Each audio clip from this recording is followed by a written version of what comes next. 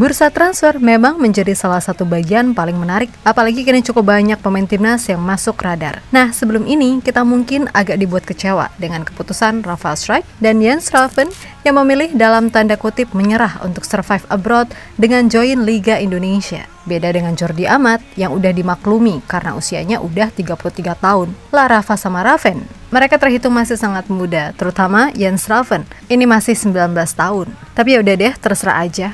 Nah, di luar itu, dari nama-nama free transfer yang ada, beberapa emang udah nemu tim baru. Selain Rafa atau Raven, ada pun Shane Patinama yang join ke raksasa Thailand Buriram United dan kemarin sukses bikin 1 assist di laga pramusim lawan Sabah, sekaligus jadi debut yang manis. Nah, di Eropa sendiri berarti kini tinggal Tom Haye nih yang masih adem ayem tanpa rumor apapun. Sebab pemain seperti Nathan ataupun Hubner sedikit demi sedikit udah nemu kejelasan nih. Pun begitu sama pemain seperti Michel Kers yang kayaknya beneran bakal pindah walaupun kemarin-kemarin belum ada tawaran konkret ke FC Twente. Pokoknya di luar hal-hal tadi, yang jelas tiap pemain harus bijak menentukan tim yang akan dibela musim depan.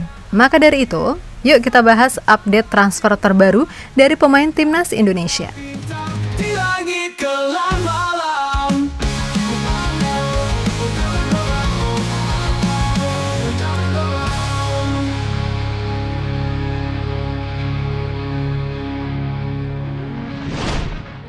Musim baru, harapan baru, setidaknya itulah yang pasti diharapkan oleh semua pesepak bola.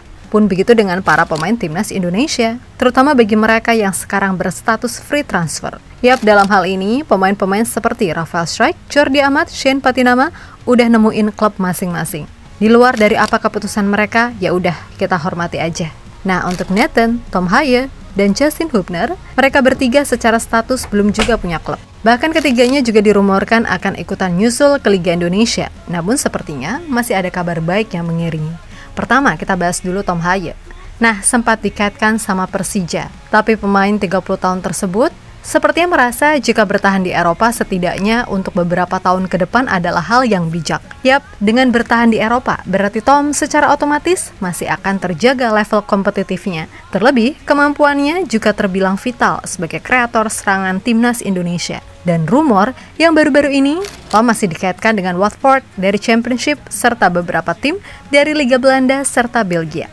Yap, dengan menunggu Ivar Jenner benar-benar matang, atau siapa tahu ya kan, bisa dapetin pemain baru dalam diri Laurin Ulrich atau mungkin Julian Urip hingga Delano van der Heyden serta Miliano Jonathans. Tom Haye mudah-mudahan benar-benar bisa stay di Eropa. Gak masalah, misal mainnya di tim mediocre, Liga Belanda atau Liga Belgia. Yang penting ya tadi, level kompetitif bermain di top levelnya terjaga. Berikutnya ada Nathan John. Ini juga sempat nih dikaitkan sama beberapa tim Liga 1. Tapi menurut info terbaru dari salah satu media Denmark, Bang Nathan kabarnya udah sepakat sama salah satu tim Liga Denmark, Lyngby Bold Club, dengan status bebas transfer dan durasi kontrak hingga 2027. Ya meskipun tim ini pramusim depan harus main di Liga 2 Denmark, tapi bagi Nathan itu nggak masalah. Karena yang terpenting, dia bisa mengembalikan match fitness-nya dulu usai di Swansea jadi camat. Dan jika dilihat dari kesempatan bermain, jelas Nathan punya peluang besar mengingat tim ini cuma punya satu back kiri murni, serta nggak ada pemain dengan tipe gelandang bertahan.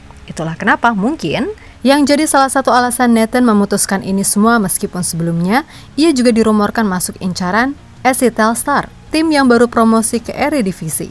Alasan lainnya mungkin Nathan juga merasa jika ia harus benar-benar mengembalikan match fitness-nya dulu sebelum nantinya bisa main di kasta teratas Liga Eropa.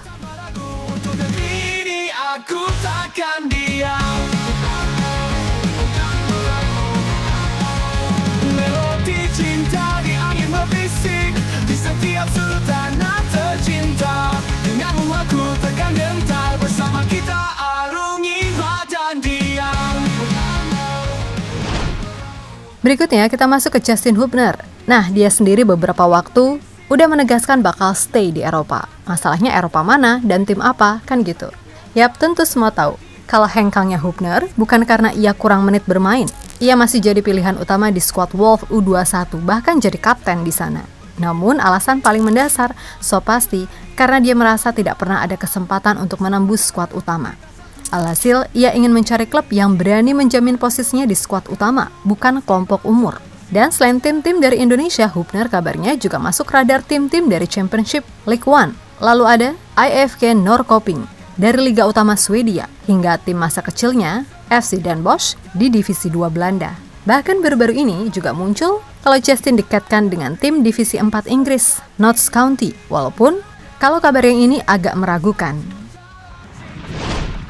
Selanjutnya ada juga Maarten Pas. Sebagaimana diketahui, kalau kontrak Maarten bersama FC Dallas diketahui akan kelar pada Desember 2025.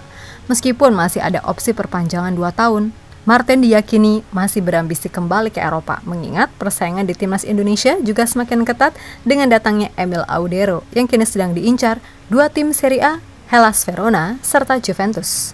Nah, dari semua opsi, peluang besarnya si Maarten ini malah ke Bundesliga daripada ke Belanda.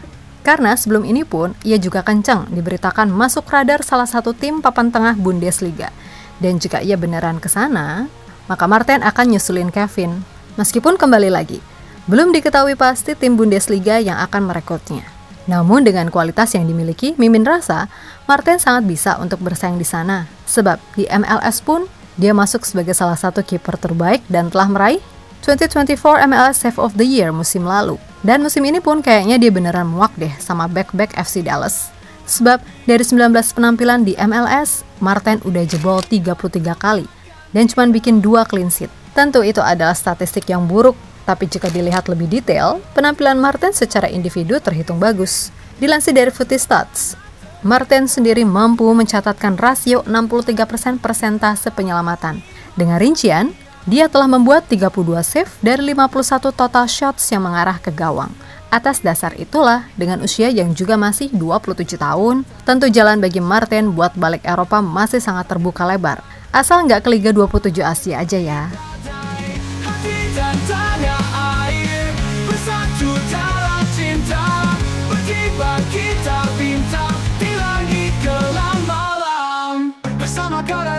Satu untuk negeri ini kita maju, takkan untuk meski badai bersinar benderaku selamanya. Agar kita takkan pernah mundur dengan semangat yang tak terkalahkan. Mimpi besar kita raih berdua, cinta kita dan negeri ini sejati. Hati dan tanah air bersatu dalam cinta. Nah, info terakhir ada Mesilkers yang kembali membuka peluang untuk hijrah ke La Liga. Yap, ini semua berhembus usai Valencia berhasil menjual Christian Mosquera ke Arsenal. Tentu saja, sesuai kabar yang pernah ada, kalau Valencia akan mengontrak Hilkers andai Mosquera cabut. Dan dikutip dari berbagai sumber, probabilitas Mesilkers pindah ke Valencia setelah Mosquera ke Arsenal diperkirakan 40-50%, yang mana itu juga berdasarkan spekulasi media dan kebutuhan logis Valencia. Yap, di Valencia, Hilkers disebut akan cocok untuk klub tersebut dengan gaya bermain progresif yang sesuai, meskipun punya kelemahan dalam hal duel udara serta transisi yang perlu diperhatikan. Meskipun begitu, dengan potensi pengembangan dan pengalaman Eropa, Mesilkers diprediksi akan bisa menjadi tambahan berharga untuk Valencia, terutama jika strategi mereka mendukung kemampuan teknisnya sebagai ball-playing defender. Melodi cinta di angin berbisik, di setiap sudut tanah tercinta. Denganmu aku tekan gentar, bersama kita arungi badan diam.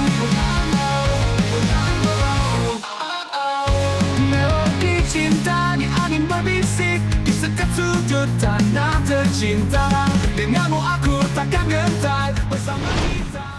Yap, terlepas dari apapun, tentu saja dengan terlibatnya pemain-pemain tadi di bursa transfer khususnya yang abroad, udah pasti secara nggak langsung ikut menaikkan nama Indonesia. Dan siapa tahu ke depannya mereka bisa jadi pembuka jalan bagi pemain-pemain timnas yang lain, khususnya yang masih muda. Nggak kayak beberapa yang sekarang ada. Masih muda malah milih main di liga yang gak ada piala liganya, alias cuma satu kompetisi dengan 11 pemain asing. Gak benci, cuman kayak eman-eman aja gitu loh. Dan rasanya sedih, kita nyuruh pemain muda di Liga Indonesia buat abroad. Ini malah mudik, sampai-sampai dibuatin Paham dan Hamedan puisi. Tapi mudah-mudahan cukup ini aja dulu. Kalau mau ada lagi yang join semisal Tom Haye atau Joy Pelupesi, ya gak apa-apa ketika usianya udah masuk semisal 34-35 gitulah. Karena kembali lagi, kalau pemainnya kompetitif, maka kualitas timnas Indonesia pastinya akan jadi lebih oke, sehingga ya bisa bersaing di level Asia bahkan dunia. Dan sudah pasti, kalau itu terjadi, minat dari para pemain grade A yang masuk list incaran PSSI diketahui akan semakin kuat. Intinya banyak deh hal positifnya, termasuk sorotan ke Liga Indonesia, yang mau tak mau pada akhirnya dalam tanda kutip memaksa mereka yang ada di dalam untuk meningkatkan kualitas. Itu bagi yang sadar loh ya. Kalau yang enggak, alamak, tahu sendirilah gimana. So pada akhirnya kita pantau aja dan doakan yang terbaik. Karena sekali lagi, jika para pemain tim Garuda perform di klub, maka yang untung juga timnas Indonesia itu sendiri. Untuk itu, buat semua elemen timnas, tetap semangat dan sukses selalu. Oke, kita Garuda.